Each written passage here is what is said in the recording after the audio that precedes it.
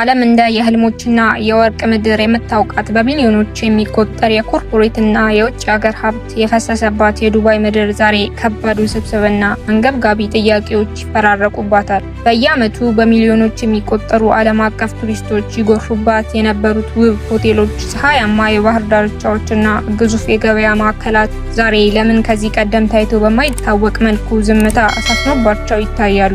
ማንም ሰው ካሁን በኋላ ለዱባይ ቱሪዝም ትርፍ ገንዘብ ማውጣት አይፈልግም የሚለው አነጋገርና የድምጽ ዛሬ ከየት መጣ?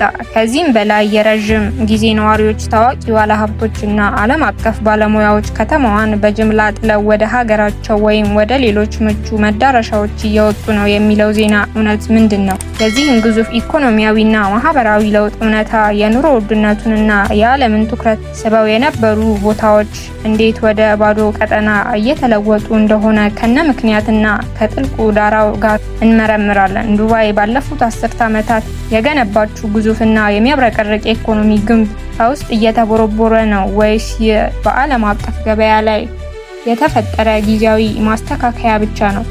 የከተማዋን መሰረት ይዘው የነበሩት ሰዎች ለምን የመሰደድ ውሳኔ ላይ ደረሱ? እነዚህን ሁሉ ነጥቦች አንድ በአንድ እንፈትሻለን። ዱባይ ሁልጊዜም ለቅንጦት ህይወት፣ ለታላቅ የስኬት ከፍታና ከግብር ነፃ ለሆነ ከፍተኛ ገቢ መታወቂያ ነበረች። ነገር ግን ከቅርብ ዓመታት ወዲህ በተለይም በ2025 እና በ2026 ዓመታት ውስጥ የከተማዋ የኑሮ ውድነት ከማንኛውም ጊዜ በላይ ወደር የለሽና አስደንጋጭ ጭማሪ አሳይቷል። የቤት ኪራይ ዋጋዎች ከቁጥጥር ውጪ በሆነ መልኩ ማሻቀባቸው፣ መሰረታዊ የፍጆታ እቃዎች ዋጋ መናሩና የጤና ዋስትና እንዲሁም የትምህርት ክፍያዎች ማሻቀባቸው መካከለኛ ገቢ ያላቸውን ሰዎች አንገት አስደፍቷቸዋል። ብዙዎች የዱባይን ህልም ይዘው ወደዚች ከተማ ሲገቡ የሚያገኙት ገቢ ከውጫቸው ጋር ፍጹም እንደማይጣጣም ሲረዱ አማራጭ ይጠፋቸዋል።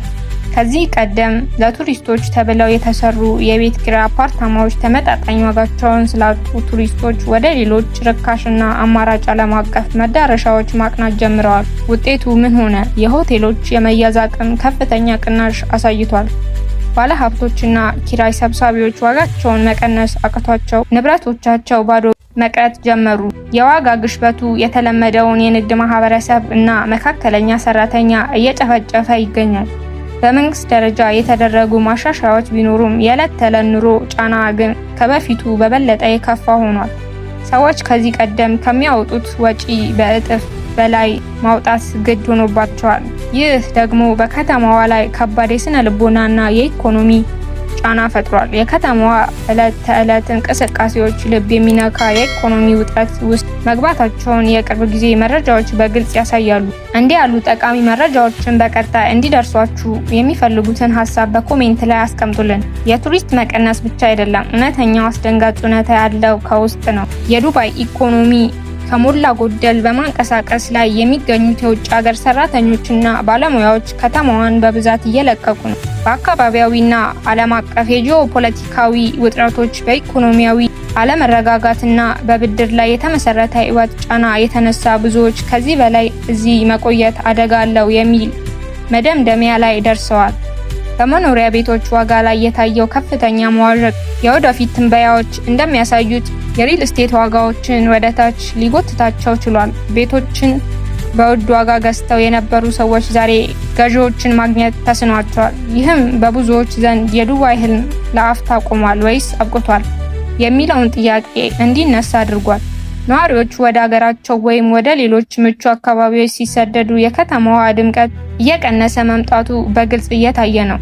የሪል ስቴት ባለሙያዎች እንደሚሉት የኮንስትራክሽን ዘርፉ ከመጠን በላይ በመስፋፋቱ እና የገዢዎች የመግዛት አቅም በመዳከሙ ምክንያት ገበያው ከፍተኛ ውድቀት ውስጥ ገብቷል።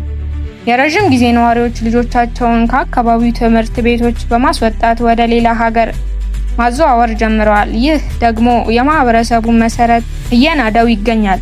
የቤት ባለቤቶች ባዶ ቤቶቻቸውን ለመሸጥ የሚያደርጉት ጥረት ሳይሳካ ሲቀር የፋይናንስ ተቋማት ላይ ከፍተኛ ጫና ይፈጥራል። እስቲ እውነቱን እንነጋገር። በዓለም ዙሪያ ያሉ ተጓዦች አሁን ቅንጦትን ብቻ ሳይሆን እሴት መፈለግ ጀምረዋል። በዱባይ የሚደረግ አንድ የቱሪስት ጉዞ ከቀን ወደ ቀን ከባይነ መረብ ግምት በላይ እየተወደደ መጥቷል። ታክሲዎች፣ መዝናኛዎች፣ የቅንጦት ምግብ ቤቶችና የቱሪስት መዳረሻ መግቢያ ዋጋዎች ሲሰሉ ተጓዦች ለዚያን ያህል ገንዘብ መክፈል ተገቢ ነው ወይ ብለው መጠየቅ ጀምረዋል። የተባበሩት አረብ ኤሚሬቶች መንግስት ኢኮኖሚውን ለማብዛትና አዳዲስ የቱሪዝም ዘርፎችን ለመፍጠር ከፍተኛ ጥረቶችን እያደረገ ቢሆንም የዕለት ተዕለት የቱሪዝም ፍሰት ግን ከቀድሞ የተለየ ፈተና ገጥሞታል።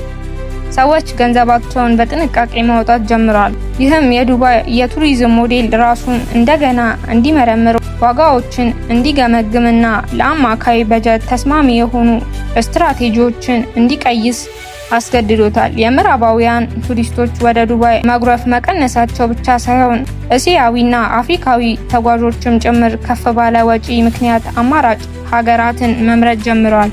ዱባይ ትኩረቷን ወደ እጅግ ባለጸጎች ብቻ ማድረጓ የመካከለኛውን የቱሪስት ንብረት ገበታ ሙሉ በሙሉ አሳጥቷታል። ሆቴሎች እና የቱሪስት ኤጀንሲዎች ደንበኞችን ለመሳብ ልዩ ቅናሾችን ቢያቀርቡም አጠቃላይ የገበያው ሁኔታ ግን ማገገም ተስኖታል። ተጓዦች ካሁን በኋላ ገንዘባቸውን የሚመጥን አገልግሎት ማግኘት ይፈልጋሉ። የግል ንግድ ባለቤቶችና አነስተኛ ንግድ ፈጣሪዎች በዱባይ ውስጥ ለመቆየት እየተቸገሩ ነው። ከፍተኛ የሆነ የንግድ ፍቃድ ማደሻ ክፍያዎች፣ የግብር ለውጦችና የሰራተኞች ቪዛ ወጪዎች ንግዶችን ከጥቅም ውጪ እያደረጓቸው ይገኛሉ። ብዙ አነስተኛ ባለሀብቶች ንግዶቻቸውን በመዝጋት ወደ አውሮፓ፣ አሜሪካ ወይም ወደ ታዳጊ የእስያ ሀገራት እየተሰደዱ ነው። የዱባይ የንግድ ማዕከልነት ገጽታ አሁንም ጠንካራ ቢሆንም ለጀማሪዎች ግን ሀገሪቱ ካሁን በኋላ የእድል ምድር መሆኗ ቀርቶ የከፍተኛ ወጪ ወጥመድ ሆናለች የሚሉ ድምጾች በብዛት እየተሰሙ ነው።